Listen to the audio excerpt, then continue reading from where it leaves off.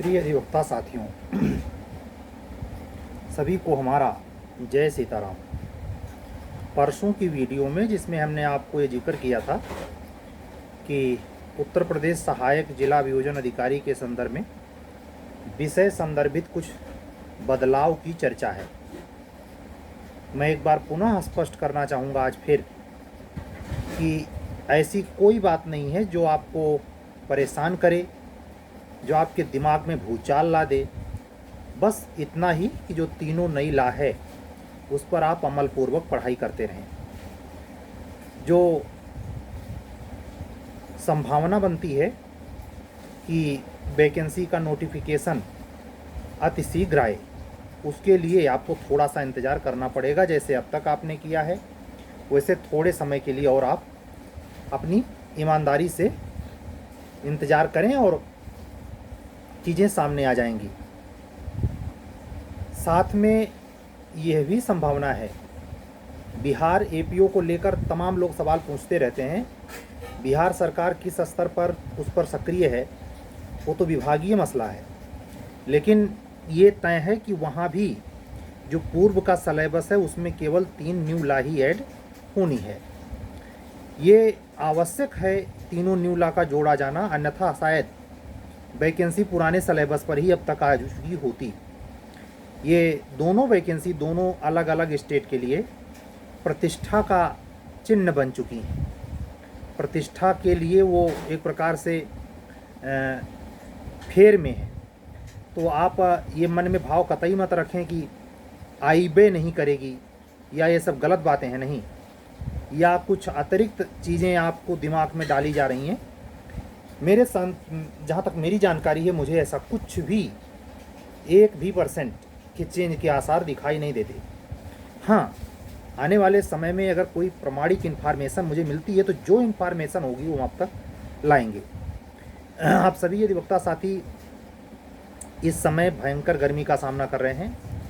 जो शहर में रह के पढ़ाई नहीं करता, ग्रामीण अंचल या कस्बा में रहता है, छोटे शहर में रह रहा है, बिजली की कटौती इस समय तरतीब ढंग से हो रही है और इतनी ज़्यादा गर्मी है कि इसमें पढ़ाई संभव सी नहीं लगती। मतलब 2 घंटे का भी टाइम ठीक से ठंडा वातावरण आपको वही सुबह के समय अगर शायद मिल जाए, अन्यथा पूरा 24 घंटे गर्मी का वायुमंडल बन गया है और बहुत ही भीषण गर्मी पड़ रही है और ये आगे कुछ दिनों तक ऐसे ही कंटिन्यू रहने के आसार हैं। मैं आप सभी लोगों से इसमें यही कहूँगा कि अपने स्वास्थ्य का ख्याल रखते हुए और अपने पढ़ाई लिखाई पर जितना हो सके उतना करें। कोई प्रेशराइज्ड होने या बहुत दबाव में आकर ऐसा करने की ज़रूरत नहीं है। मैं अपने वीडियो में अक्सर कहता रहता हूँ कि अगर आप सिलेक्शन मिल गया तो ठीक है, और अगर परमात्मा कृपा से आप रह गए तो बहुत सारे विकल्प होते हैं जहाँ आप अपने जीवन को मोड़ सकते हैं। ऐसा नहीं है कि बस यही ही चाहिए। असल में किसी का नियंत्रण किसी भी कैरियर में लक्ष्य के तौर पर होता नहीं है, लेकिन यह है कि प्रारब्ध घसीट कर आपको ले जाता है। आप जहाँ कभी कभी नहीं सोचते हैं वहाँ भी पहुँचे हुए दिखते हैं। अधिकतर केस में यही दिखता है कि वो आदमी वहाँ चाह नहीं रहा था लेकिन वहीं पूरी ज़िंदगी ड्यूटी दे रहा है। बहुत सारे लोगों को आप कहते सुनते पाएंगे कि हम इस फील्ड में आना नहीं चाहते थे, इत्तफाकन आ गए और बड़े अच्छे रैंक से आ गए, लेकिन उनका मन वहाँ नहीं लगता। और जिसका मन लग सकता है वहाँ वो उस फील्ड में है ही नहीं। ये जो एक विडंबनात्मक चीज़ें देखने को मिलती हैं, ये भी प्रारब्ध की ही हिस्से की बात है। आप जो भी लॉ में पढ़ाई कर रहे हैं, जीएस में पढ़ रहे हैं, पुलिस एक्ट रेगुलेशन में पढ़ रहे हैं, अभियोजन अधिकारी को लेकर, मैंने ये भी सुना कि कुछ लोगों ने बताया कि कुछ माइनर लॉ भी इसमें ऐड होने वाला है। मैं एक बार इस लाइन को भी फिर दोबारा खंडित करता हूँ कि मुझे कतई इस बात की कोई इन्फॉर्मेशन नहीं है कि किसी भी प्रकार का रद्दोबदल होने वाला है, सिवाय तीनों न्यू लॉ की। और किसी अधिवक्ता साथी ने हमारे कमेंट बॉक्स में कमेंट किया था कि सर मैंने किसी एसपीओ से बात की, उन्होंने कन्फर्म किया कि नहीं, तीनों न्यू लॉ जोड़ दी गई है। असल में ये बात मैं न तो कमेंट बॉक्स को लेकर के यहाँ कुछ कहना चाहता हूँ और ना ही मैं उनकी बात से सहमति प्रकट कर रहा हूँ। मेरा सिर्फ इतना कहना है कि इसके बारे में बाकायदे जब नोटिफिकेशन आएगा तो डिटेल में चीज़ें होंगी। हाँ, ये ज़रूर है, जो एक प्रोसीजर होता है, जो मेरी समझ कहती है, उसमें कैबिनेट का प्रस्ताव जरूरी है, क्योंकि तीनों न्यू लॉ का अमेंडमेंट यूं ही नहीं हो जाएगा, कैबिनेट की मंजूरी चाहिए। अब कैबिनेट में ऐसा भी होता है कि मुख्यमंत्री जी या राज्यपाल महोदया अचानक विधानसभा का सेशन बुला लें, और ये प्रक्रिया जब होगी तब ये प्रकाश में आ जाएगी, तमाम न्यूज़ चैनल पर आप ये घूम जाएगा। यहाँ तक कि कैबिनेट ने उस प्रस्ताव को किस दिन मंजूर किया, यह भी आप लोग पढ़ने को पाएंगे, सुनने को पाएंगे। तो मैं यह सहमति तो कतई नहीं देता कि किसी एसपीओ के बात पर, किसी थर्ड व्यक्ति के कहने से मैं ये मान लूँ कि वो तीनों न्यू लॉ ऐड हो गई है। ऐसे नहीं होता है, वो विषयगत बदलाव है, यानी सलेबस में चेंज है। तो उस सलेबस के चेंज के प्रति अभी जो प्रोसीजर है वो फॉलो नहीं हुआ है, मेरा व्यक्तिगत मानना है। बाकी कोई क्या सोच ले रहा है, कोई क्या मानता है, किसको किस में विश्वास है, मुझे इससे रत्ती भर फर्क नहीं पड़ता। हाँ, अगर आप हमको गंभीरतापूर्वक सुनते हैं तो इस बात के लिए मुतमईन रहें कि जो भी न्यू लॉ में चेंज है वो सबके लिए है। ऐसा तो है नहीं कि केवल आपके लिए अकेले हो रहा है, और वो हर सेगमेंट में हो गया, एपीओ में भी हो गया, जूनियर डिवीज़न में भी हो गया, और हायर जुडिशरी में। हालांकि जूनियर डिवीज़न की वैकेंसी वो पुरानी वाली है। ये बड़ा रोचक होगा कि जब माननीय उच्च न्यायालय के दिशा निर्देश पर उत्तर प्रदेश लोक सेवा आयोग वो 218 पद गजट करेगा, जिस दिन भी करे, तो उसमें बाकायदे पुरानी और नई लॉ रखता है, या केवल नई लॉ या पुरानी लॉ। इस कसमकस को मैं बहुत बार खंडित कर चुका हूँ। मेरा पूरा यकीन है कि हायर जुडिशरी में इन्होंने दोनों रखा है, यहाँ भी ये दोनों रखेंगे, ये मैं मानता हूँ। बाकी अधिकार क्षेत्र उसी का है, क्या रखेगा, क्या हटा देगा। एक चीज़ तो प्रमाणिक है कि बगैर न्यू लॉ के सिलेबस होगा नहीं। इंटरेस्टिंग ये होगा कि पुरानी लॉ को अब भी कंटिन्यू करना चाहते हैं। अगर जे की वैकेंसी बाई दबे पहले आ जाए और उसमें पुरानी लॉ को जड़ से हटा दिया जाए, तो रास्ता खुल जाएगा कि एपीओ वाली वैकेंसी में भी शायद यही हो। लेकिन अगर एपीओ की ही वैकेंसी पहले आती है और उसमें दोनों में क्लियर हो जाता है कि पुरानी और नई दोनों लॉ है, जिसकी संभावना मैं अत्यधिक मानता हूँ, तो ये स्वाभाविक तौर पर जूनियर डिवीज़न की भी वैकेंसी में दोनों लॉ अवश्य होने के आसार हैं। इसी पे बात टिकी हुई है। हम लोग केवल इंतजार कर रहे हैं। भीषण गर्मी बड़े पड़ रही है, लेकिन हर उत्तर प्रदेश जूनियर डिवीज़न की तैयारी के लिए वाट जोह रहा हर अधिवक्ता साथी जो पिछली बार इंटरव्यू दिया है या पिछली बार इंटरव्यू नहीं दिया, मेंस ही लिखा है और चांस बचा है, तो बहुत शिद्दत से इंतज़ार कर रहा है कि किस दिन वैकेंसी आए और हम लोग आप लोगों की वैकेंसी के लिए हमारी पढ़ाई लिखाई तेज़ी से होने लगे। ये स्वाभाविक है। उत्तराखंड में हमारे पास कोई ऐसा इमीडिएट कॉल या ऐसा कोई बच्चे ने संपर्क नहीं किया है। शायद इस हर बच्चे को पता है कि सर की अपनी खुद की परीक्षा है। तो मैं तो आपसे खुद कह रहा हूँ कि 20 जुलाई के एग्ज़ाम में जितना हो सकता है करने की कोशिश है, लेकिन सब कुछ परमात्मा के हाथ में होता है। अगर इतना ही नसीबदार अकूदार समय होता तो इतने समय तक इंतज़ार क्यों करना पड़ता। लेकिन अगर ये हम कहें कि ऐसा मान के हम तैयारी ही नहीं कर रहे हैं तो ये भी गलत है। लेकिन ये ज़रूर है कि उम्मीद और विश्वास कमज़ोर पड़ता है। समय के जाते जाते निश्चित तौर पे सब कमज़ोर पड़ने लगता है, और एक समय तो ऐसा आ जाता है कि बिल्कुल विश्वास उठ जाता है कि होगा भी कि नहीं। तो ये जो दौर है, इस पर मैं अपनी बात आप पर नहीं थोपता। ये मेरे जीवन का मसला है, मेरी नैया राम हवाले। हम आपके लिए यहाँ बैठते हैं, अपनी व्यथा कथा सुनाने से ज़्यादा आपको ऐसी बातें कहने का उद्देश्य होता है जिसमें आप में आंतरिक, बाह्य, कैरियर संदर्भित, सामाजिक, राजनैतिक, आर्थिक, हर प्रकार के क्षेत्र में आपका जो जीवन है जो ऑफिसर या जो अभी आप अधिवक्ता हैं उस हैसियत से व्यवहार करने में मदद मिले, या जब आप ऑफिसर बन जाएं तो आपका व्यवहारिक समझ, व्यवहारिक चाल चलन और व्यवहारिक जीवन कैसा हो, इसकी एक परिमार्जन के लिए प्रतिदिन बातचीत हमारी आपसे होती है। मैं स्पष्ट ये इस वीडियो पे ये भी कहूँगा कि ये स्पेशल कोई ज़रूरी नहीं है कि हर दिन विषय परक ही बात हो, ये ऐसा पॉसिबल नहीं है। हर दिन के वीडियो में इन्फॉर्मेशन भी हो सकती है, समसामयिक मुद्दे हो सकते हैं, मानवीय पहलू हो सकता है, राजनीतिक प्रकरण हो सकता है, अचानक घटी कोई घटना दुर्घटना हो सकती है। यही तो चर्चा का विषय होता है। समसामयिक मुद्दे में क्या केवल खेल या केवल वैज्ञानिक खोज, सब मिला के सारे हर प्रकार के घटनाक्रम, करंट अफेयर्स में भी हर प्रकार के घटनाक्रम। आपसे ऐसा तो है नहीं कि करंट अफेयर्स में केवल राजनीतिक विषय पूछा जाता है। करंट अफेयर्स में अगर ये पूछ लिया जाता है कि मिस इंडिया, मिस यूनिवर्स कौन है, तो ये भी पूछ लिया जाता है कि किस खेल में कौन सा खिलाड़ी जीता है। ये सब पढ़ने और लिखने के लिए बहुआयामी दृष्टिकोण होना चाहिए और विचार बिल्कुल स्वस्थ होने चाहिए। हताशा नहीं आनी चाहिए। किसी प्रकार से अगर डोमिनेट हो रहा है, ऊर्जा काम नहीं कर रही है, मन पढ़ने में नहीं लगता है, ये व्यग्रता अगर बढ़ रही है, तो वो एक प्रकार से कोई भी कारण हो, आपका व्यक्तिगत कोई भी कारण हो सकता है जिसके कारण पढ़ने में मन नहीं लग रहा है। ये संकेत है कि आप कम से कम कुछ समय के लिए अपने आप को स्टडी मोड से थोड़ा सा हटाएं और अपने आप को रिफ्रेश करें। जैसे आप छोटे छोटे सीरियल में देखते हैं, विज्ञापन आता है, खेल में भी ड्रिंक्स टाली आती है, तो ऐसे स्टडी में भी एकदम कंटिन्यूअस आप करेंगे तो बोर होएंगे ही। या लगातार हफ्तों कई हफ्ते महीने हो गए कैरियर के चाह में, कुछ पा जाने के चाह में रेगुलर पढ़ रहे हैं, तो इससे दिमाग बोझिल होता है, दिमाग भ्रमित होता है और मन में कुविचार भी आने लगते हैं। इसका तरीका एक होता है कि प्लेस चेंज करें, अपने से थोड़े समय के लिए बाहर हो जाएं, अपने आप को रिफ्रेश करके दोबारा आएँ। ये इस समय जैसे गर्मी है, इसमें पढ़ाई का औचित्यपूर्ण तरीका ये नहीं है। और हर व्यक्ति के कमरे में एसी नहीं लगा है। अधिकतर बच्चे जो प्रयागराज या किसी छोटे मोटे शहर में रह रहे हैं, उनके कमरे में मैक्सिमम कूलर है, और कूलर भी इस समय जिस हिसाब से गर्मी है प्रभावित नहीं कर रहा है। उसका नतीजा ये है कि प्रभावित होगी। अगर किसी का हेल्थ गड़बड़ा गया, लूज मोशन होने लगे, डिहाइड्रेशन का शिकार हो गया, पानी कम हो गया, तो ये एक ऐसी समस्या है जो अचानक आपका पूरा ताना बाना बेकार कर सकती है।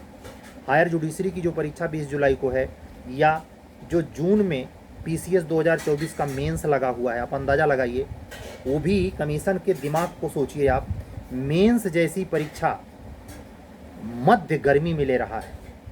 और मुझे पूरा विश्वास है जिस कमरे में ये कमीशन ऐसा एग्ज़ाम लेगा उसमें AC नहीं लगवा रखा हो, सबके ऊपर फैन चलेगा, बच्चे पसीने से तरबतर रहेंगे, यहाँ का पसीना यहाँ जाएगा और आदमी रुमाल लगा के लिखेगा। मैंने खुद लिखा है, मैंने खुद ग्रेजुएशन में सेंटर हमारे पढ़ जाते थे, या कमीशन में 2 बार ऐसा एग्ज़ाम गर्मियों के दिनों में पढ़ा है मेंस का, ये मैंने झेला है। इससे सरकार को कोई फ़र्क नहीं है। सरकार अभी कल कमीशन गजब जवाब दे रहा है कि हम तुरंत आपका आंसर की नहीं जारी करते, यानी जब आप आपत्ति दर्ज कर देते हैं उसके बाद फाइनल आंसर की हम तब देते हैं क्योंकि उस पर केस हो जाता था और मामला लटक जाता था, भर्ती लटक जाती थी। तो भर्ती को जल्दी कंप्लीट करने के लिए दिन गर्मी रात से मतलब नहीं, उनको करवाने से मतलब है। अरे भाई, यही परीक्षा आप ऐसे वातावरण में लें जहां कमरे का वातावरण ऑटोमेटिक ठंडा हो, सितंबर में लें, अगस्त लास्ट में लें, तब भी चलाऊँ है। आप इतनी प्रचंड गर्मी में मेंस ले रहे हैं। और वही हाल माननीय उच्च न्यायालय को पूरे साल इंतजार करते करते जो समय मिला है वो जुलाई उपयुक्त समय नहीं है, सितंबर उपयुक्त समय था। भले एक ही दिन के लिए है, लेकिन आप जहाँ जहाँ से आ रहे हैं आप खुद झेल जाएंगे, कितनों बढ़िया सेंटर अलाट करे माननीय उच्च न्यायालय। तो ये सूझबूझ होता है, उसमें संवेदना होनी चाहिए अधिकारियों में, लेकिन पता नहीं क्या ऊट पटांग, जैसे एक का फ्रस्ट्रेशन दूसरे पे, दूसरे का फ्रस्ट्रेशन तीसरे पे आदमी डाल के, वहाँ भी काम करने वाले फ्रस्ट्रेटेड लोग हैं, ऐसा जान पड़ता है। जो भी हो, अब तो कहते नहीं कि सर उखल में पड़ा तो मूसल की गिनती नहीं होगी। जब आपको मेंस मिला है तो मेंस देने जाएं। सीट भी लगभग 900 समथिंग सीट है। मुझे भली भांति याद है यूपी PSC के इतिहास में पहला मौका है 2001 के बाद, 24 साल बाद आया है कि 900 सीट है। आप अंदाज़ा लगाएं, जिस दिन रिजल्ट आएगा, पहली बार मैं कह रहा हूँ, ये रिजल्ट अभी तुरंत नहीं आएगा, मेंस हो जा रहा है। मेंस का रिजल्ट ये अक्टूबर नवंबर में देंगे और दिसंबर में, जहाँ तक नवंबर दिसंबर में इंटरव्यू चलेगा, नए साल पर इसका रिजल्ट फाइनल होगा। नए साल या दिसंबर लास्ट, या मतलब लगते नए साल 2026 में 900 समथिंग, जिसमें 350 के आसपास तो शायद कुछ ऐसी संख्या 100 के ऊपर है, तहसीलदार की है, नायब तहसीलदार। ये सोने पे सुहागे जैसा मौका जो बच्चे पा गए वो तो मेंस लिख रहे हैं। जो बेचारे 86 क्वेश्चन पर आपत्ति दिए थे, तो कमीशन ने सफाई अपना दे दिया है कि हम आंसर की क्यों नहीं जारी करते, आंसर की हम लास्ट में जारी करेंगे। अच्छा तरीका है, मतलब आंसर की जारी करने का, फाइनल आंसर की जारी करने का फिर मतलब क्या है? जब आप एग्ज़ाम ले लेंगे, सारा प्रोसीजर कंप्लीट करवा लेंगे, तो उसके बाद उसके जारी करने का क्या अर्थ रह गया? लेकिन नहीं, कमीशन मानता है ये। तो ऐसे विसंगत बातें, अविधिक या अप्रयोजित या अयुक्त तमाम बातें आप झेलते हैं प्रतियोगिता के फील्ड में। केवल ऐसा नहीं कि संस्था के स्तर पर ही झेलते हैं, बल्कि ये उस स्तर पर भी झेलना पड़ता है जो आपकी पढ़ाई लिखाई के फील्ड में छोटी छोटी ज़रूरतें हैं। छोटी छोटी ज़रूरतें, जैसे आपका किस पेन से और किस बोर्ड पे, किस पैड पे आप लिखते पढ़ते हैं, किस तरीके का इस्तेमाल लिखने में, किस पेन की स्याही का करते हैं, ये सब मायने रखता है। मेंस में आपके बड़े सूझबूझ के बाद आपके नंबर आते हैं। प्री की बात पे भी सावधानी बरते। ऐसा नहीं कि OMR सीट कलर कर रहे हैं, वहाँ पता लगा पूरी स्याही, गर्मी का सीजन है, बह गई, बॉल पेन बह गई, ख़त्म। इन सब चीज़ों से चौकन्ने रहने की ज़रूरत पड़ती है। गर्मियों में आपके एग्ज़ाम तो फ़िलहाल नहीं होने वाले। आप लोगों का एग्ज़ाम अगर सितंबर लास्ट तक ये क्लियर हो जाता है कि आप लोग कितने लोग APO का फार्म भरे और कितने लोग इस बार प्रीलिम्स देंगे, तो मेरा ये मानना है कि इस बार ये संख्या 85,000 से 1 लाख तक हो सकती है। 85,000 में मुझे संदेह नहीं दिखाई देता APO की भर्ती में, चाहे जितनी सीट आए। और वो एग्ज़ाम, क्या कमीशन इतना मूड में है कि लास्ट दिसंबर में प्री करवा ले? मुझे संदेह दिखाई देता है। अगर ये फार्म निकाल के भरवा भी लिया तो ये प्री की डेट फरवरी या मार्च में लगाएगा। मतलब वो आपके एग्ज़ाम को फाइनल करेगा दिसंबर 2026 में। दिसंबर 2026 के पहले आप ये मत उम्मीद करना कि आपको ज्वाइनिंग लेटर मिलने वाला है। जिनको मिला है उनका ऐसा खटाइम पड़ा है, उनको जीने जाता है। इसी में माइनस में वो जो वेटिंग लिस्ट वाले बच्चे हैं वो अपना युद्ध लड़ रहे, देखिए उनके नसीब में क्या है। तो आपसे आज यही बताना था कि जो बातें APO के संदर्भ में, इस पर थंबनेल में भी मैं लगाऊंगा कि UP APO के लिए, UP APO या UP जुडिशरी के लिए जो बच्चे तैयारी कर रहे हैं उनके लिए स्पेशल वीडियो है। अब है तो वीडियो हर कंपटीटर के लिए, लेकिन स्पेशली इसलिए कह देता हूँ जिससे आप स्किप कर जाएं कि आज हमारे लिए नहीं है। आप थंबनेल पे ऐसा नहीं पाएंगे कि मैं आप मिथकीय प्रचार कर रहा हूँ, थंबनेल पे कुछ और लिख देता हूँ, बोलता कुछ और हूँ। मेरा थंबनेल व्यावसायिक नहीं है, आपके सीधे प्रत्यक्ष सच को जोड़ता हुआ और सत्य बात है। उसका संबंध अगर व्यावसायिक होता तो अब तक ये चैनल ब्रांडेड कैटेगरी में खड़ा हो गया होता। लेकिन हमारे खुद के कैरियर और अपने अपने व्यक्ति के अपने स्वभाव और परिस्थितियाँ होती हैं जिसके बसीभूत होकर के वो जीवन में व्यवहारित होता है। मैं भी आप सभी लोगों से उम्मीद करता हूं कि ऐसे अपना प्यार बनाए रखेंगे और जो हमारे द्वारा चीज़ें चलाई जा रही हैं प्रीलिम्स, मेंस, इंटरव्यू लेवल पर, हम खुद जानते हैं कि जिस दिन वैकेंसी आएगी तभी आप लोग चेतेंगे। हमारे कहने से फ़र्क नहीं पड़ता। हम तो ऐसे गढ़ में रहते हैं जहां हूम दुलुम्मा भीड़ है। हर प्रकार के बच्चे हैं, सरल स्वभाव वाले, कठोर वाले, व्यग्र वाले, हताश वाले, उत्साही वाले, सबके बीच में मैं रहता हूँ। लेकिन इतना ज़रूर कहूँगा, ये अनुभव होता है कि इन्हीं सब के बीच में से वो लड़के निकल के आ जाते हैं जो अंतिम रूप से अफसर बनते हैं। सौभाग्य ऐसा बनने का किसी किसी का होता है, इसलिए इसकी महत्ता है। अधिकारी बनना और अधिकारी बनकर जन सेवा करना आपके जीवन का, इस जीवन का, इस मानव जीवन का भौतिक जगत में एक महत्वपूर्ण स्थान क्रिएट करवा देता है।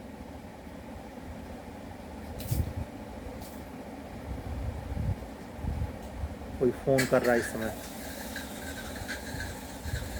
पिताजी का फ़ोन आ रहा है।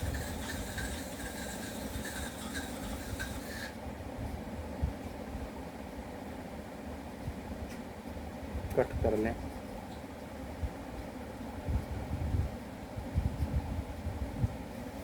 आप सभी अधिवक्ता साथियों से यही विदा चाहूँगा। आप सभी लोग चीज़ों को समझते हैं, समझदार लोग हैं। ये उम्र घस घस के बहुत मजबूत कर देती है। जीवन कठिन है और ख़ास करके जब आप हमारी एज पे आएंगे, भगवान न करे, भगवान न करे। देखिए फिर फ़ोन कर रहे हैं। हम चीज़ों को यही समझाएंगे, कोशिश तो अपनी करनी चाहिए, लेकिन केवल कोशिश से नहीं होती। क्या हमने नहीं करी है? इसी हायर जुडिशरी में जो हमारे बहुत अभिन्न मित्र हैं, बहुत नज़दीक से उनको जानता हूँ, उनकी उम्र देखता हूँ, उनकी परिस्थितियाँ देखता हूँ, उनकी घर गृहस्थी देखता हूँ, तो कलेजा मुंह को आता है। एक से एक विचित्र कठिन परिस्थिति में अभी भी उम्मीद लगाए बैठा है कि आखिरी चांस ये पीओ का मिल जाता, हो सकता है नसीब जाग जाए। तो ये दुखद है। असल में मैं व्यक्तिगत तौर पे बताऊं, अगर मुख्यमंत्री राज्य का कोई विशुद्ध कंपटीटर पहुंचे तो कंपटीटरों की पीड़ा समझे। केवल एक मुख्यमंत्री, दुर्भाग्य उत्तर प्रदेश का है। पहले मुख्यमंत्री गोविंद बल्लभ पंत से लेकर, बार बार फोन कर रहे हैं, समझ रहे हैं आप, ये क्लियर जान जाएं कि पहले मुख्यमंत्री से लेके आज तक जितने मुख्यमंत्री हुए हैं, कंपटीशन की पीड़ा किसी को नहीं पता। क्यों? उन्होंने जीवन में कभी प्रतियोगिता का कंपटीशन फेस नहीं किया है। कोई बहुत रहा है, नेताजी थोड़ा बहुत टीचिंग के काम किए हैं, मुलायम सिंह वो कल्याण सिंह थोड़ा बहुत टीचिंग का काम किए हैं, राजनाथ सिंह थोड़ा बहुत टीचिंग का काम। कंपटीशन कौन दिया है? ये दर्द करने वाला जब आपका राजा ही नहीं है तो ये तो प्रताड़ना झेलनी ही पड़ेगी। हम लोगों के नसीब में ऐसा है, लेकिन हताश नहीं होना है। हनुमान जी का नाम लेकर जुटे रहिए। इस बार कठिनाई जरूर है। देख रहे हैं, इजराइल और फिलिस्तीन से झगड़ा चल ही रहा था, इजराइल ईरान से आग धधक गई है। और ईरान ने जो कल किया है, हमें इस बात का अंदेशा है कहीं ये थर्ड वर्ल्ड वार का कारण न बन जाए। इसकी पूरी संभावना मैं प्रकट कर रहा हूँ। शनिवार का ही दिन है, अभी 12 बजा नहीं है। शनिवार का दिन है, अभी 12 बजा नहीं है। यकीन से मैं कह रहा हूँ कि ये बहुत खतरनाक संकेत है। और ये शुरू में ही, वर्ष के शुरू में ही जब मंगल का ये अंक बना, तो ये युद्ध का है ही। युद्ध, अग्निकांड देख रहे हैं, मतलब चारों तरफ अगर उस मिसाइल जहाँ गिर रही है वहाँ क्या फैल रहा है? आग ही आग फैल रहा है। ये बात अपने आप में दहका देता है, कंपा देता है, हालत ख़राब कर देता है, डरा देता है। ज़िंदगी छोटी सी नज़र आने लगती है, सारी महत्वाकांक्षाएं धरी की धरी रहती हैं, जीवन बिल्कुल सिकुड़ जाता है। और ऐसे में इतने बड़े बड़े हम लोगों का सिलेबस देखिए। आप कह सकते हैं अरे सर आप ही के लिए नहीं है सिलेबस, हुआ सबके लिए है। आप ही मौजूद, हम भी यहीं मौजूद। जिस मंशा से माननीय उच्च न्यायालय इलाहाबाद ने ये सिलेबस निर्धारित किया है, मंशा साफ है, किसी का सिलेक्शन नहीं लेना है। किसी एक व्यक्ति का भी सिलेक्शन ना लेने की साफ मंशा है। अब बाकी जिसको पहुंच जाए, हमारा ही खुद का सिलेक्शन हो जाए तो कहेंगे आप तो सर ऐसे कह रहे थे। वो बात अलग है। संजोग की है, भाग्य की है, प्रारब्ध की है, माननीय उच्च न्यायालय इलाहाबाद की कृपा की है, जो भी कह लें। लेकिन जो लक्षण दिखाई देते हैं वो भयावह। लेकिन इसी भयावह तूफान के बाद शांति भी आती है, अपने लक्ष्य भी सधते हैं। जीवन में उहापोह तो होती है, लेकिन जीतता वही है, पार वही पाता है जो इस भंवर से निकल जाने का रास्ता, भंवर को अपने ऊपर से निकल जाने के लिए सर झुका लेता है। आंधी तूफान में वो पौधे बच जाते हैं, वो पेड़ बच जाते हैं जो लच जाते हैं, और जो तनकर खड़ा रहा वो टूटता है। इसलिए ज़रूरी है जब तूफान इस तरीके से हो वातावरण में, तो थोड़ा सा झुककर, थोड़ा सा बचाकर, थोड़ा सा संतुलित होकर, संयमित होकर पढ़ेंगे तो सबका सिलेक्शन होगा। आज की बातें यहीं, कल फिर मिलेंगे। सभी अधिवक्ता साथियों को जय जय सिया राम बोलते हुए, सारी बातें लेटे हुए हनुमान जी को निवेदित करते हुए चलता हूँ। अगर आप हमारे चैनल पर नए हैं तो चैनल सब्सक्राइब जरूर करें, और अच्छे मित्रों को तो पहुँचाएँ, वो भी सब्सक्राइब करें। इसमें नहीं आप जुड़ पाते हैं, इकोनॉमिकल रूप से आप वीक हैं, तो कम से कम रेगुलर वीडियो से आपको इन्फॉर्मेशन तो मिलेगी, काम की चीज़ें आपको पता चलेंगी। नहीं मन है तो कोई ज़बरदस्ती थोड़े होता है। चैनल सब्सक्राइब करें, अन्य मित्रों तक पहुंचाएं। हमसे बातचीत करने या सीरीज ज्वाइन करने का नंबर है 7705090393। एक बार पुनः सुने, 7705090393। कल फिर मिलेंगे। सभी अधिवक्ता साथियों को जय जय सिया राम, शुभ रात्रि, सत्यमेव जयते।